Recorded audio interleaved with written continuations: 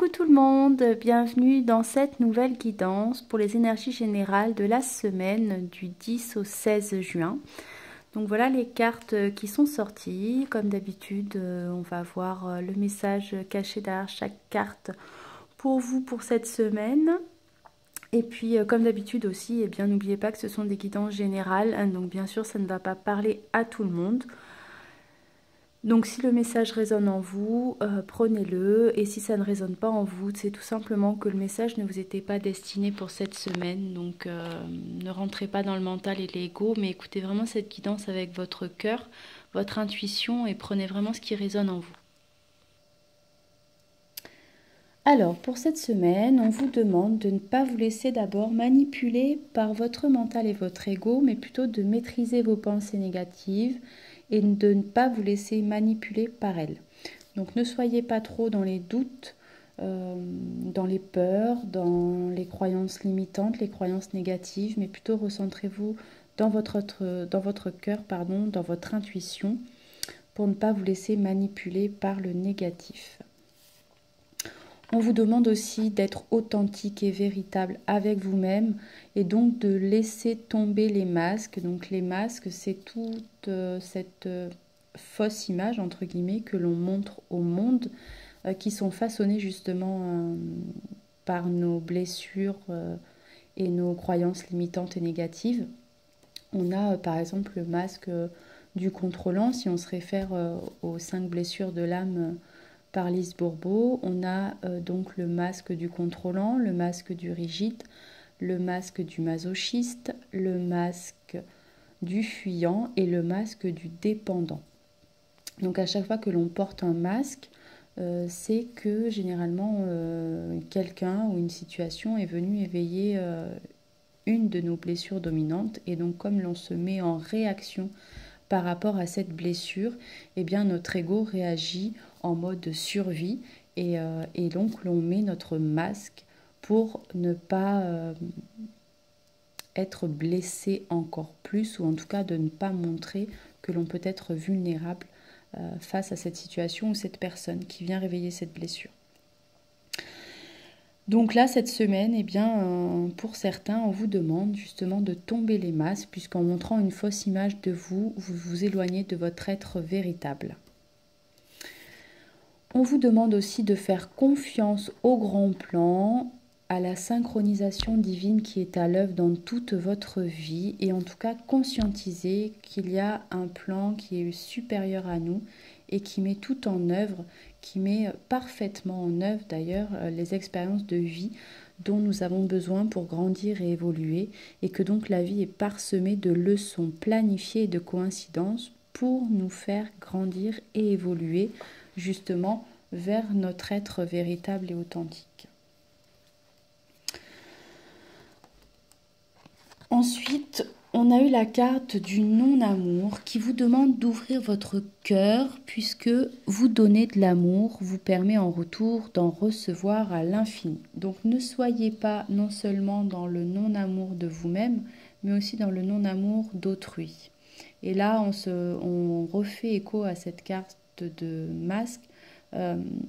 Conscientisez que si quelqu'un vient éveiller une blessure profonde en vous, ce n'est pas la personne qui est véritablement en cause. Elle a été mise là sur votre chemin de vie pour réveiller justement cette blessure, et pour que vous puissiez prendre conscience que c'est une blessure qui est encore ouverte et qu'elle demande à être guérie pour pouvoir grandir et évoluer vers votre être véritable et vers une plus belle version de vous-même. Donc n'accusez pas autrui, prenez conscience plutôt que vous faites partie d'un grand plan, et que vos guides vous envoient parfaitement les bonnes personnes, et que donc les personnes qui viennent réveiller ces blessures-là, c'est leur rôle, si on peut dire.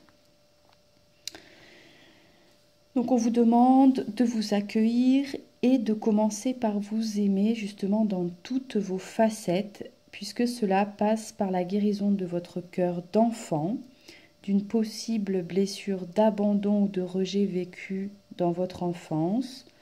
Ça peut être pour certains l'impression d'un manque de soutien, d'attention ou de présence de vos parents qui a pu vous faire croire que vous n'étiez pas aimé.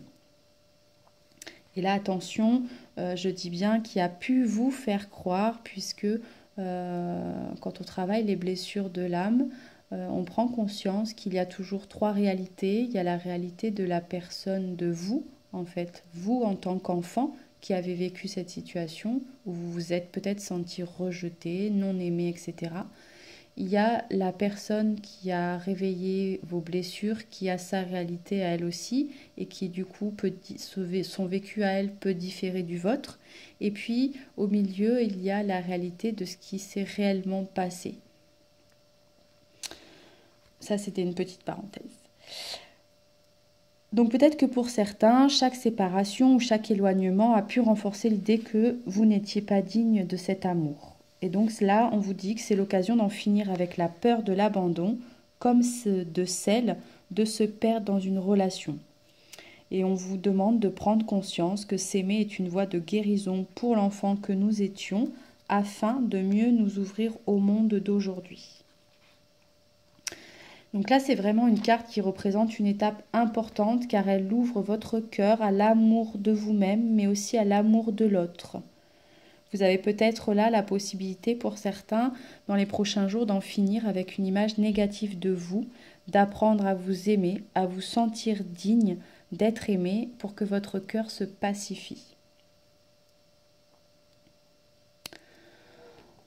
On a eu aussi la carte du perfectionnisme qui vous demande de renoncer à la perfection pour vous libérer d'un excès de tension. La perfection dans le sens être parfait, tout gérer de front sans faillir, en faire toujours plus, finir, en fait, ce sont des situations qui finissent par être épuisantes. Et plus on met la barre haut, plus on est sous pression.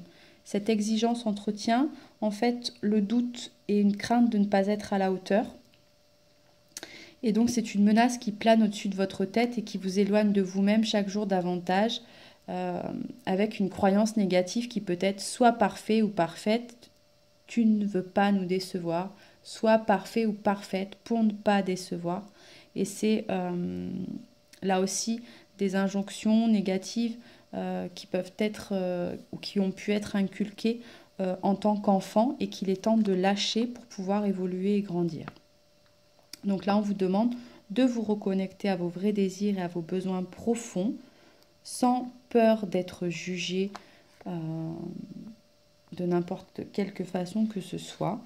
Mais en tout cas, on vous dit que là, votre mission cette semaine, c'est de penser, de ressentir et d'exprimer en positif pour que ce soit une véritable clé du changement dans votre vie.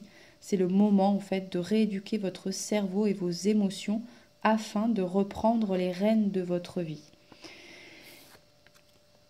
Et c'est assez marrant parce qu'on a eu ensuite la carte du pardon dans la carte des anges, de la compassion, et on a eu aussi cette carte de pouvoir, reprendre le pouvoir sur soi, sur sa vie.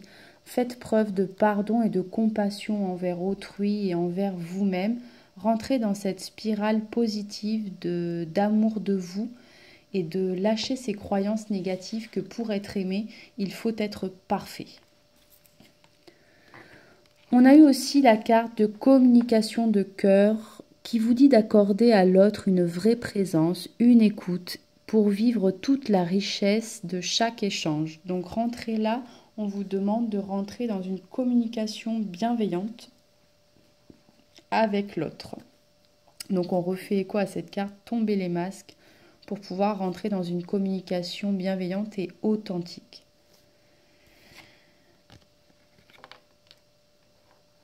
Ce qui va vous amener à de la joie dans votre vie, à vivre les situations avec beaucoup plus de fluidité et de lâcher prise, de paix intérieure mais aussi de paix dans votre vie.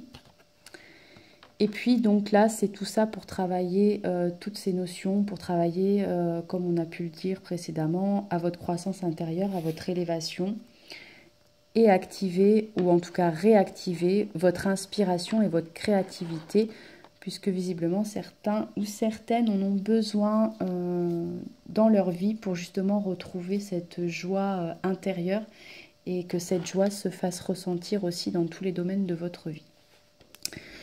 En ce qui concerne vos guides et les petits messages de l'univers, on vous dit tu fais de ton mieux et c'est déjà énorme. Tu es beaucoup plus fort ou plus forte que tu n'imagines. On vous demande de vous poser la question, quel est ton rêve du moment? Est-ce que tu fais tes choix par peur ou avec le cœur? Et où en es-tu de ton rapport à l'argent?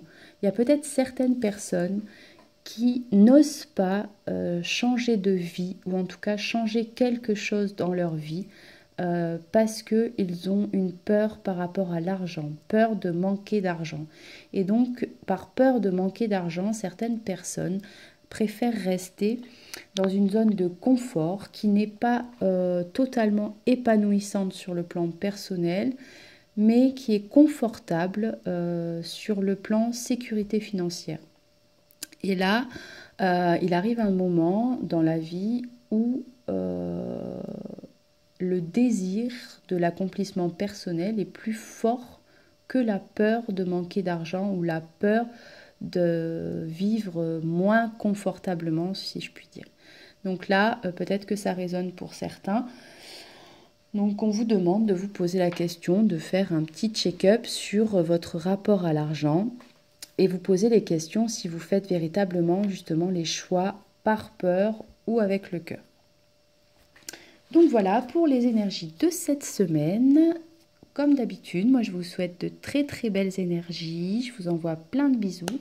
Je vous souhaite une très très belle semaine et je vous dis à très bientôt.